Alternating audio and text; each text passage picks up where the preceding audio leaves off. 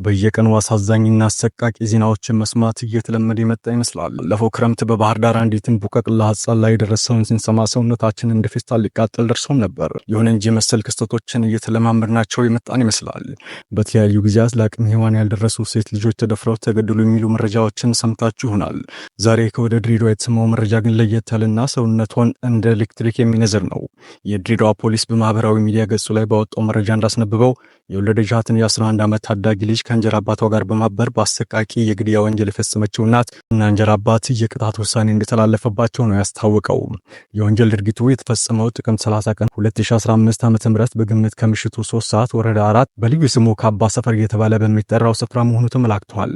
የድሬዳዋ ፖሊስ ጠቅላይ መምሪያ ወንጀል ምርመራ ዘርፍ ከፌዴራል ጠቅላይ አቃቤ ሕግ ጋር በመናበብ በተሰራው ስራ አንደኛ ተከሳሽ ሀና በየነ የተባለች የሟች ታዳጊ ወላጅ እናትና ሁለተኛ ተከሳሽ ብሩክ አለሙ የተባለው የሟች ታዳጊ እንጀራ አባት ፍቅርና እንክብካቤ የምትሻውን የ11 ዓመት ታዳጊ ሕፃን ከወላጅ አባቷ ጋር እንዳትገናኝ ብሎም የመማር መብቷን በመንፈግ በአሰቃቂ ሁኔታ በማፈን በከባድ ሁኔታ በመደብደብ ሕይወቷ እንዲያልፍ ማድረጋቸውን የተሰማው።